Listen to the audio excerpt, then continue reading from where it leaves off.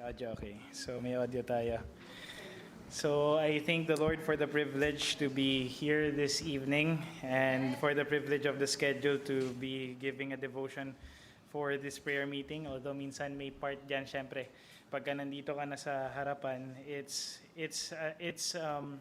what do you call this? It's nerve-wracking in the sense that you should teach the right things or what is written in the Word of God talaga na tama, hindi yung spiritualize mo, hindi mo yung kumbaga kung ano talaga dito na nakasulat dito ay yun yung ituturo po ano. And as we start, please open your Bibles to the book of Philippians chapter 4. Philippians chapter 4. If I'm not mistaken, last week ang tinakil natin with Brother Benji Kabatik was Philippians 1. Ngayon po tayo po ay dadako sa Philippians chapter 4 verses 2 to 9. Philippians chapter 4, siguro po babasahin po natin mula verse 1 until 9 para complete po. If you're all there, say aloud amen. So I'll be reading it. Read it with your own eyes. Follow with your own eyes as I read Philippians chapter 4, verses 1 to 9.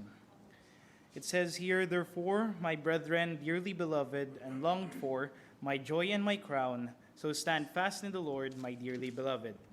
I beseech Euodias and beseech Syntyche that they be of the same mind in the Lord.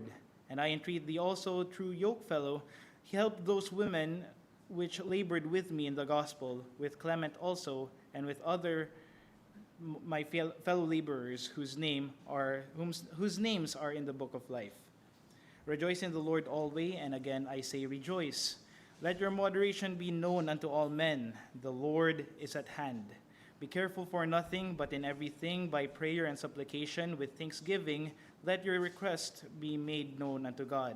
And the peace of God, which passeth under all understanding, shall keep your hearts and minds through Christ Jesus. Finally, brethren, whatsoever things are true, whatsoever things are honest, whatsoever things are just, whatsoever things are pure, whatsoever things are lovely, whatsoever things are of good report, if there be any virtue and if there be any praise, think on these things. Those things which ye have both learned and received and heard and seen in me, do, and the God of peace shall be with you."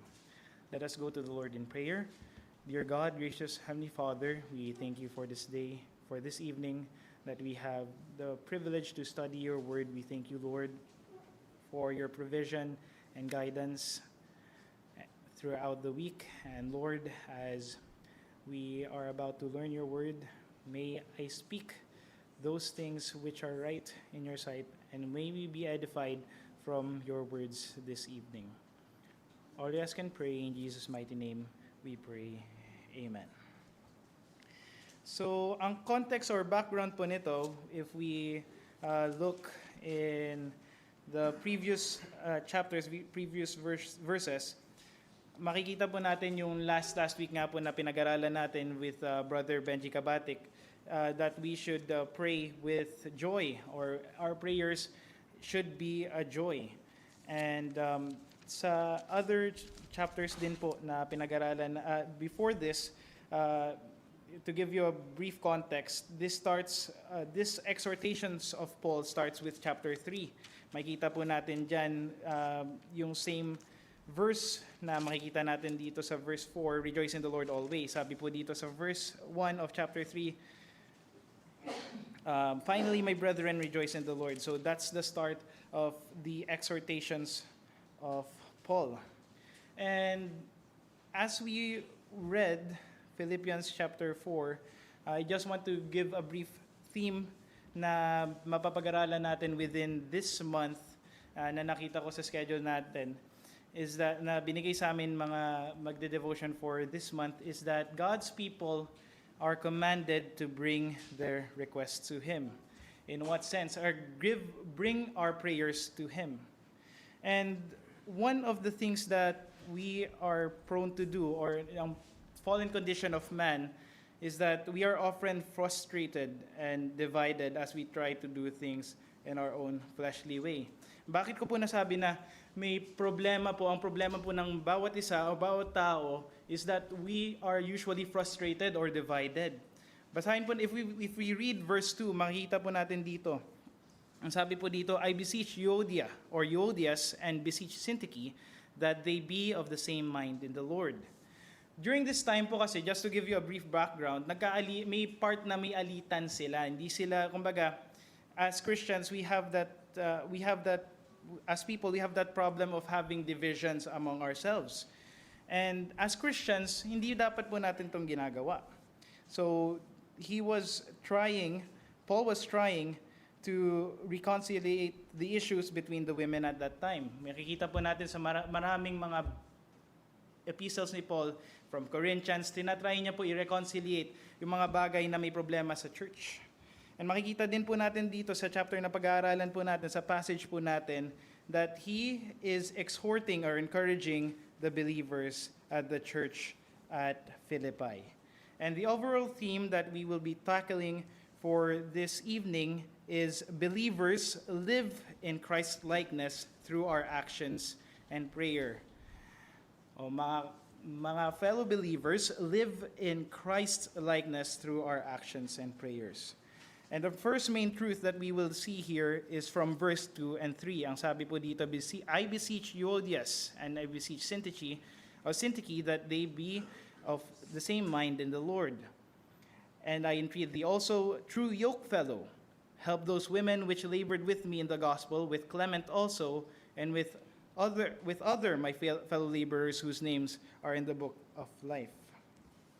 So yun nga po, sabi ko nga po, gaya po na sinabi ko kanina, the word beseech, Paul was talking to the Philippians, specifically to Euodia and Syntyche, na magkaroon po sila ng isang isip or to agree in the Lord. May mga madalas po in the church, hindi natin maiiwasan po yan, magkakaroon po tayo ng misunderstandings. Minsan, may gustong gawin ang kapatid na ganito, na sa tingin niya tama, yung isa naman, sasabihin niya, hindi, ito dapat yung tama. So, during this time, Paul was talking to them to create or to have the same mind in the Lord, to have unity. And makikita din po natin dito na in order to encourage, sabi nga po dito, I entreat thee also, true yokefellow, help those women which labored with me in the gospel, to help those brethren who labored in the gospel. We should be of the same mind. We should be of the same direction. Kumbaga, if we don't have unity, if we don't reconciliate, kasi dito may divisions nga po sila, if we don't have the same mind, we don't have the same unity, mahirap po mag-labor o mahirap po mag-encourage sa bawat isa. Magkakaroon lang po tayo ng kawatak-watak. Magiging watak-watak po tayo na parang ako pupunta dito, pupunta dyan. So hindi po tayo magkakaroon ng tamang isipan. And in prayer, we could relate this in prayer. If we don't have our hearts right, kumbaga may galit tayo sa isa't isa. Meron po tayong kumbaga unforgiven person kasi galit ka nga po. Mahirap po tayo mag-pray sa Panginoon kasi una pa lang galit. Paano tayo papakinggan ng Panginoon kung our hearts is already wrong? If we don't reconcile with the person, if we don't reconcile with the brethren that we have misunderstandings with. And our application here for truth number 1 is that we are to make our motives, our hearts right in order to strengthen each other through prayer. In order for us to strengthen each other, in order for us to pray correctly, and for the Lord to hear our prayers, kailangan po natin i-reconcile muna ang bawat isa. Lahat po ng yung mga misunderstandings, yung mga bagay po na yun. Now, verse 4 says, rejoice in the Lord always, and again, I say rejoice. So, ang truth number 2 na makikita po natin dito is rejoice in the Lord in every situation at all times. As sinabi ko po kanina sa verse 1 of chapter 3, "Finally, my brethren, rejoice in the Lord. To write the same things to you, to me indeed is not grievous, but for you it is safe." If i-shorten ko na lang po, ibibigyan ko na lang po kayo ng background sa chapter 3. Pinakita po ni Paul dito na yung sufferings niya. During his sufferings, kasi kinulong po siya that time, di ba? During his sufferings, during those times na ina-afflict sila. Kasi the early church that time, ina-afflict po.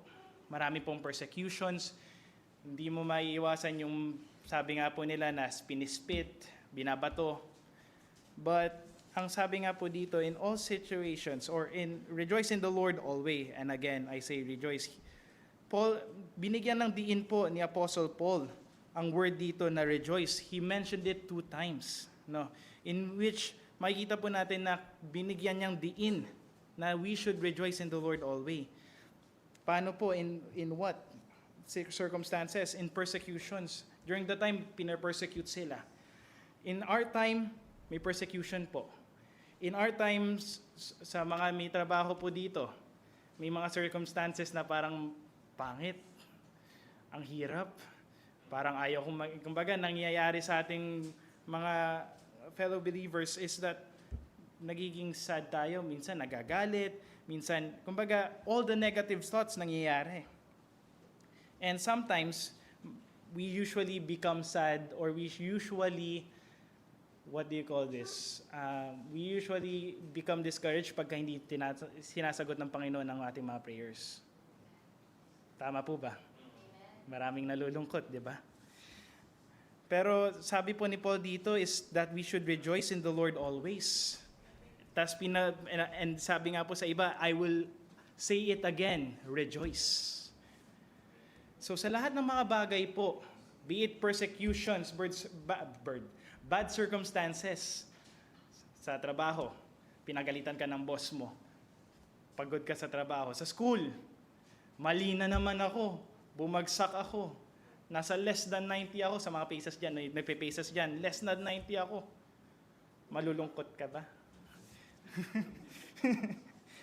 So we are to rejoice in every situation. Our application here, we are to rejoice in every circumstance, be it good or bad. Makapasa ka, babagsak ka, Sir TJ. Gaya ni Sir TJ, gaya niyan. We are to rejoice. Baka kailangan pa natin mag-aral, baka may kailangan pa tayo matutunan. Gaya nga po ni sabi ni Sir TJ kanina, na durugin yung puso niya, di ba? Ng Panginoon. Kumbaga, to be open for everything.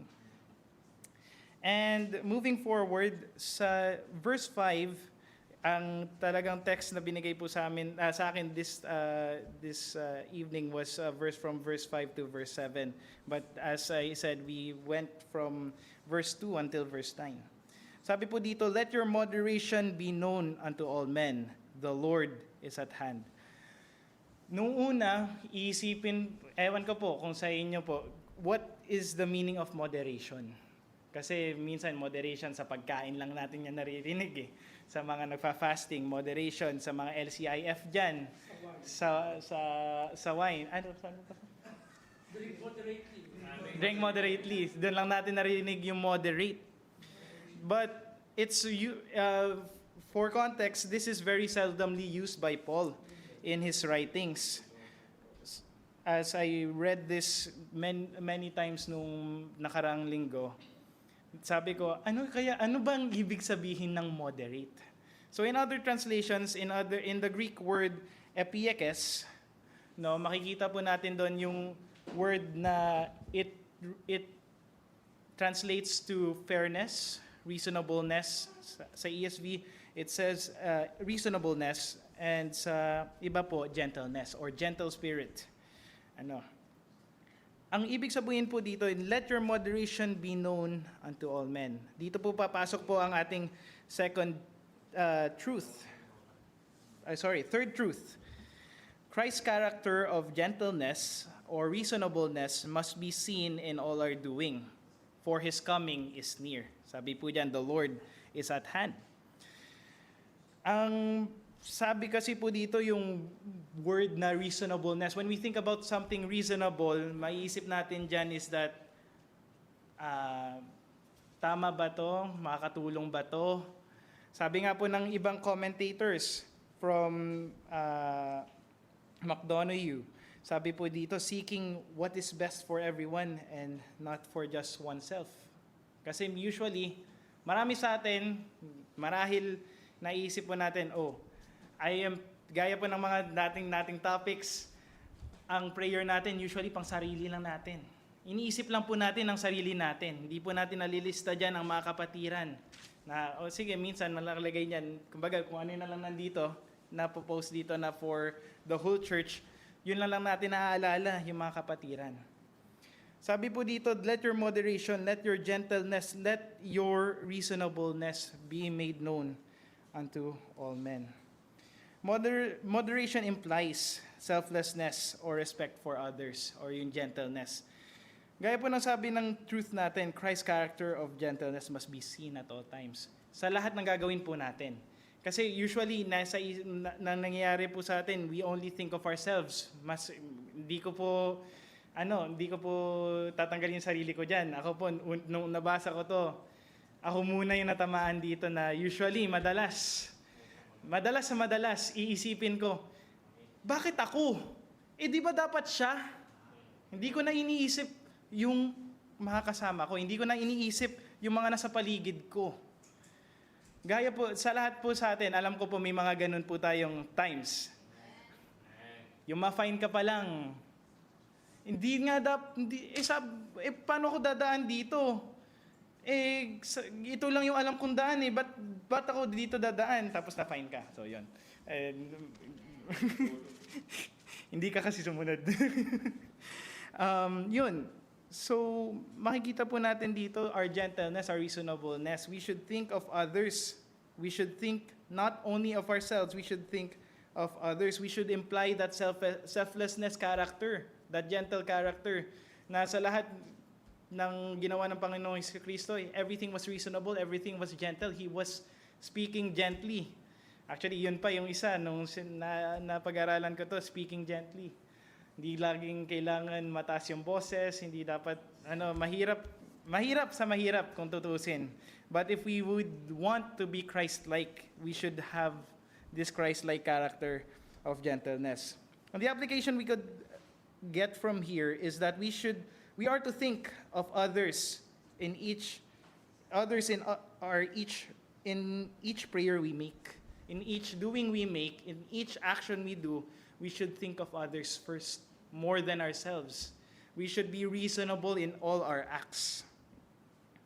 And in our fourth truth, verse 6 to 7, sabi po dito, be careful for nothing, be anxious for nothing in other translations, but in everything by prayer and supplication with thanksgiving, let your request be made known unto God. And the peace of God, which passeth all understanding, shall keep your hearts and minds through Christ Jesus. Our fourth truth na makikita po natin dito, peace will only be found if we put our trust in Him. Okay, so nung mga nakaraang nung nagsuscroll ako, nagsuscroll ako ng Reels may nakita po akong scientific observation within people within the ages of 60 and above. Sa mga nursing homes, if I'm not mistaken, in the US. Nursing homes in the US. And nakita ko po doon, may nagsabi po doon, ang study po na nag-show doon is that the people or the elderly who prayed, sila yung mga nasa tamang isip.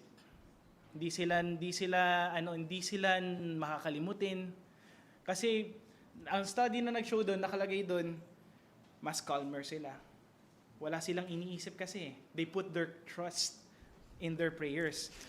So, ano pong implication ko po doon, Ang implication po doon, that we as Christians, kailangan po natin i-trust ang Panginoon. We should not be anxious. We should not be frustrated for everything. Kasi madalas, ginagawa po natin ang sarili nating gustong gawin.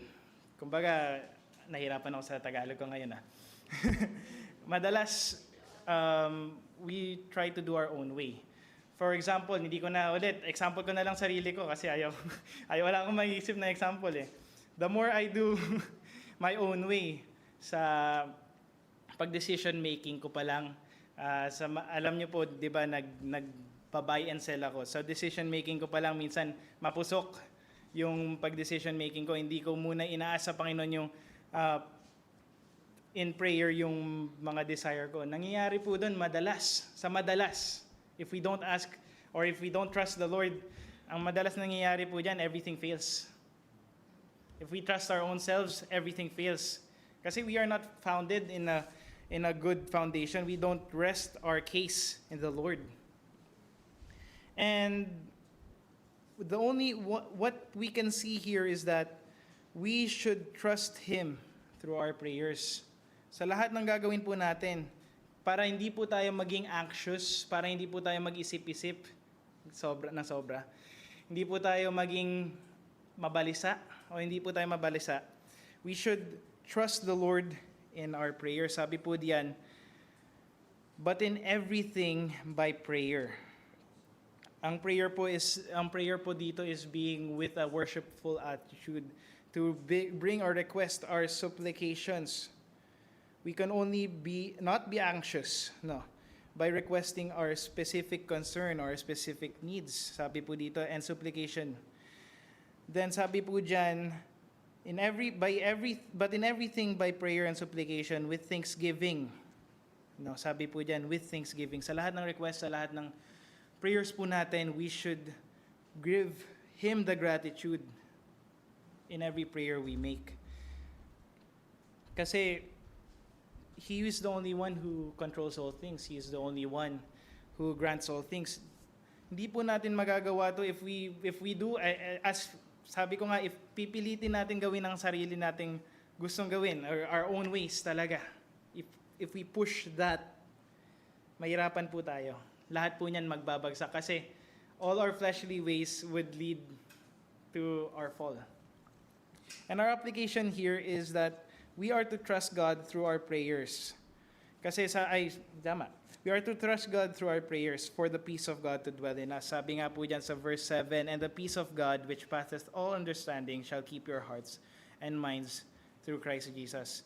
This is the first peace na makikita po natin, peace of God. If we put our cares, if we put our trust in Him, hindi po tayo mababalisa. Hindi po tayo mag-iisip masyado, hindi po masisira utak natin. Kasi if we're frustrated, may papasok dyan yung depression, papasok dyan ang anxiety. But if we put our cares to Jesus, hindi po natin maiisip yun.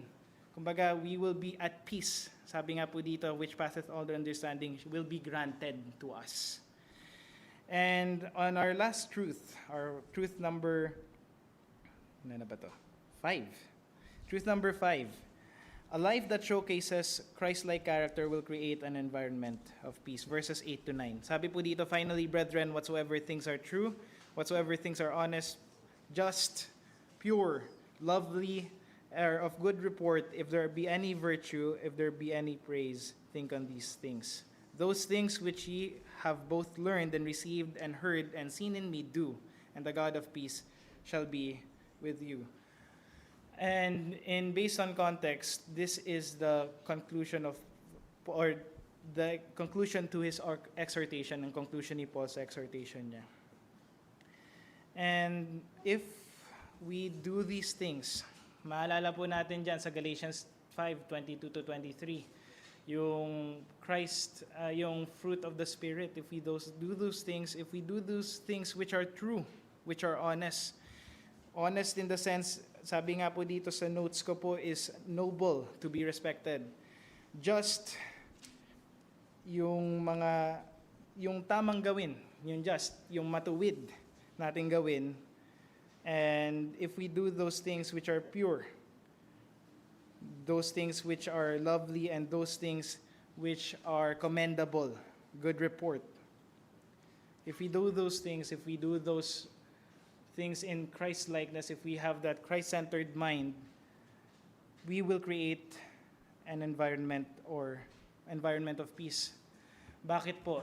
In a light bulb, we remember if we are, as Christians, we should shine as a light, no?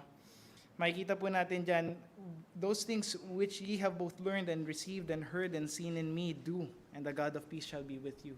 Kanina po nakita po natin doon, the peace of God will be granted so if we put our cares to Him. Now, if we do those things in Christ-likeness, if we live in Christ-likeness po, the God of peace shall be with you. Makikita po ang Panginoon sa atin. In our trusting Christ, they will see Christ-likeness in us. In not being anxious, they will see Christ-likeness in us. Minsan may magsasabi, buti ikaw hindi nag-aalala. Yung mga nung time ng gera, di ba po? Buti hindi kayo nag-aalala. Because we put our cares in Jesus. We already trust Christ for everything. And in our application, we can only show Christ if we have Christ already. If we have already the peace of God, we can only have the God of peace shown if we have already the peace of God. Our conclusion po, our prayers can only be heard po if we first, gaya po nasabi sa verse 2 and 3, if we have already reconciled. We have made our hearts right to God and to our fellow brethren. If we already agreed, we have already reconciled, madidinig po ang ating prayers. Sabi po sa verse 5, we can only be heard if we are already meek and reasonable. If we pray for others, gaya nga sa Come to Sunday School natin, nakalagay doon, pray for others too. We will be heard if we become reasonable and if we have that Christ-like character of gentleness or meekness, na humbleness, no, na i-request natin sa Panginoon. And we only can be heard if we already trust Christ that He will do it. If we trust God that He would do it. All in all, these principles are interconnected with each other. Hindi nyo po magagawa yung isa kung hindi nyo po nagawa muna yung isa.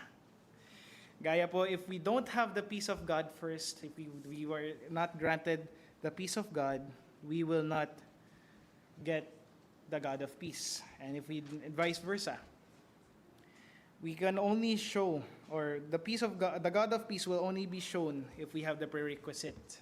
Yung prerequisite na yun is we have Christ-likeness living in us already. So yun lang po, sana po may natutunan po tayo this evening, that yun nga po, we should trust the Lord sa lahat. Do not, sabi nga po ng main theme natin, we should live in Christ-likeness through our actions and prayers. And hindi po tayo magiging balisa, hindi po tayo magiging frustrated, hindi po tayo magiging divided if we first live in Christ-likeness. And yun lang po. And let's go to the Lord in prayer. Let's all stand po ba po, sir? Let's all stand as we go to the Lord in prayer.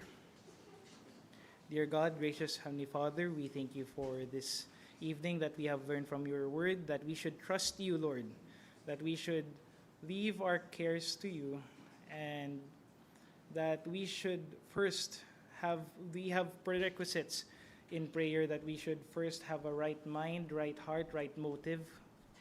Then we should be humble in asking our prayers. And after that, in our prayers, in our living, makikita po kayo sa aming mga buhay, Panginoon. And Lord, we pray that we may do these things, and nawa po na-encourage po kami, and naintindihan po namin ang inyong salita this evening. All of us can pray. In Jesus' mighty name we pray. Amen. Kung muna kayo. So, kanina nanonood ako ng impeachment trial ni Sarah. What I observed sa court, dun sa mga counselors, and if the reason is accepted, the honorable judges will give a sign that is accepted. So you may proceed. If not accepted, the honorable judges will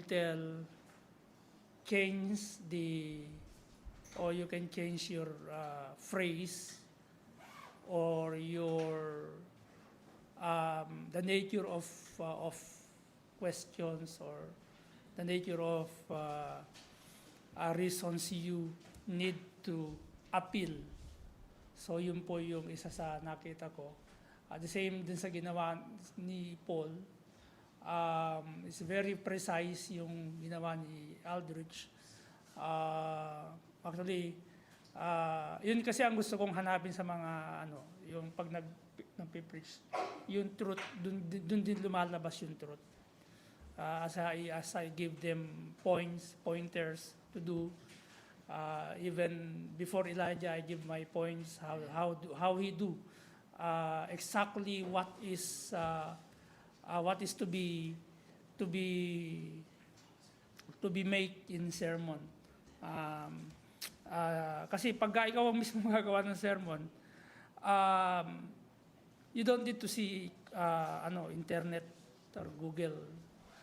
You can we can use commentaries, but after you complete the construction of the sermon. So very precise yung ginawa niya, and I praise the Lord kasi yung diniin niya doon yung kung paano tayo kung paano tayo ano yung ating tayo kapag tayo ay lumalapit sa Diyos. What is situation ng tawag doon?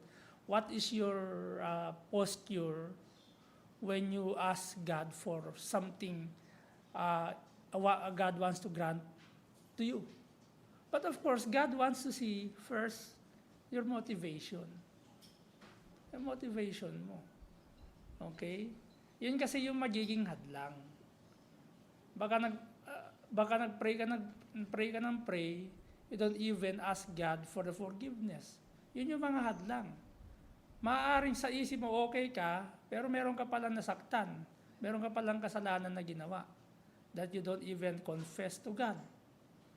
Itong mga nakaraan, yung lesson namin sa prayer sa Bible study, nasa prayer nga kami. Kaya inuunti-unti ko sila, kung nakaraan, pinag-pray ko si Brother Joel, kasi tinuro ko naman din sa kanila yun. Very practical. Pag nagba-Bible study, pag natuto na sila, mag-start ka ng magturo. Okay, you can lead the prayer. Kasi nagbigay naman na ako ng nagbigay naman ako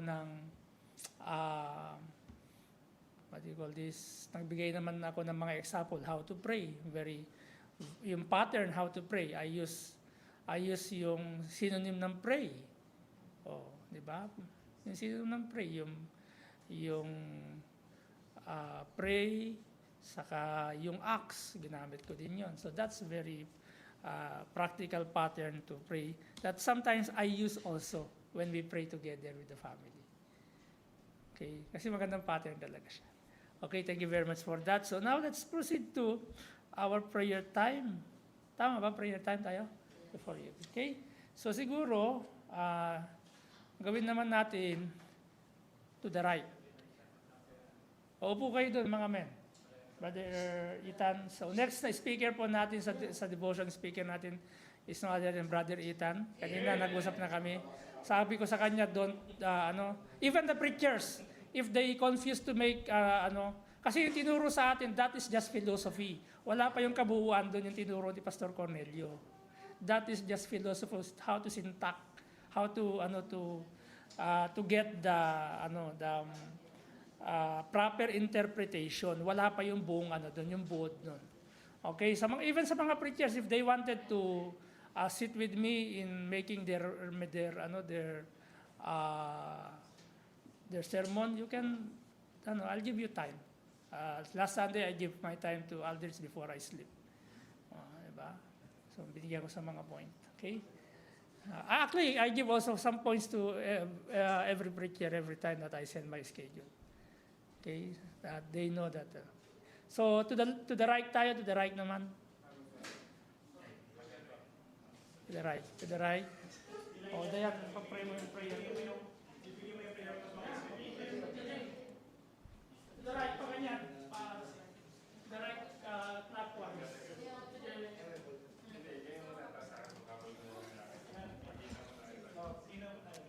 Yung last, yung ano, Sister Grace, I think I have your, sino ba yung prayer? Okay, let me, yung pinaka-last na ano sa akin, yung prayer. Elijah, later na yan. Brother Benji and online brethren, you can pray for your, and we will just play the prayer. Elijah, and just sit down and do.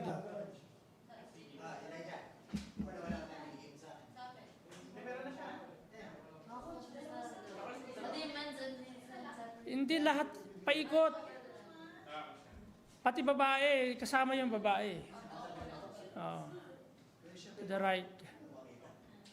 Hindi naman na kayo grade 1, ano? Okay. Kada prayer tayo lang, hindi tayo nagkakaigi-igi, ha?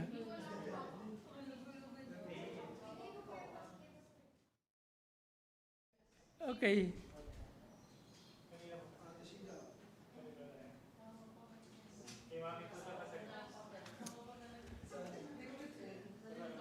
Elijah, I told you to sit down first here.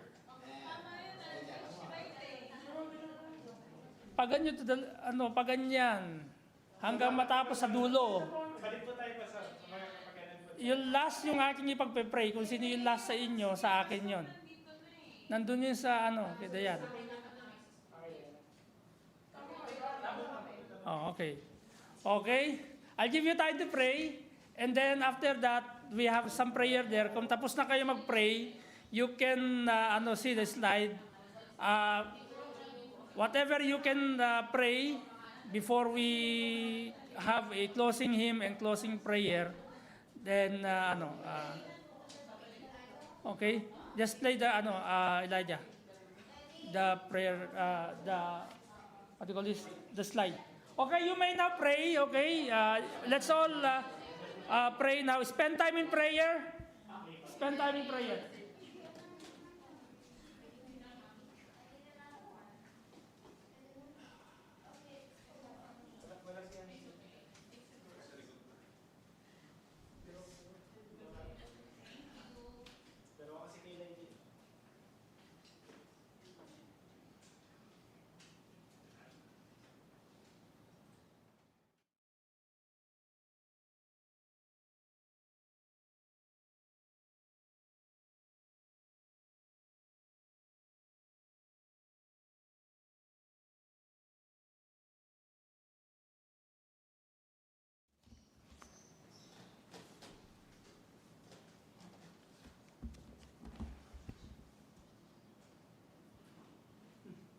Okay po, tumayo po tayong lahat at umawit po tayo ng isa pa pong awitin sa ating pong pangwakas na awitin. Awitin po natin, I Must Tell Jesus. Sa page 11 po, awitin po natin, I Must Tell Jesus, first stanza and chorus po. Awitin po natin sa hymn number 11 po, I Must Tell Jesus.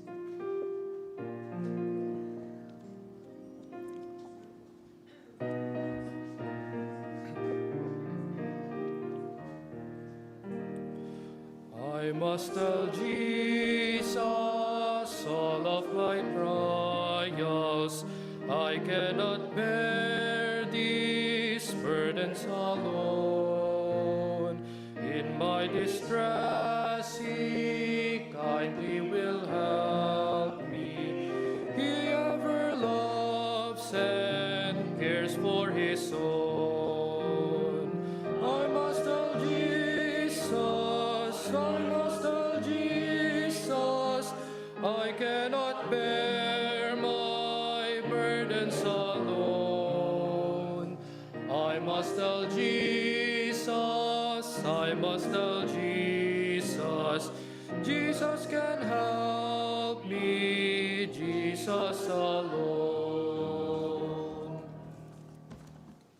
Let's pray. Father, we thank you very much for the opportunity or the privilege you have given to us this night sa church, Panginoon Diyos, that we have a specific or certain day na meron po kaming oras to praise you and to give thanks sa lahat ng ginawa mo, Panginoon, sa amin, and also to depend on you. That praying is a demonstration of our faith to you, and also a demonstration that we are growing in our faith to you in our daily lives. Lord, help us that we continue to spend time in prayer. Ito po kasi yung isang paraan para masabi po namin na kami ay lumalago sa araw-araw, Panginoon Diyos. Kaya hinihiling ko po, Panginoon, na sa araw-araw po na kami ay nabubuhay, araw-araw din po kami magtitiwala, didepende, at kami ay tutugon at kakausapin po kayo namin sa panalangin po namin.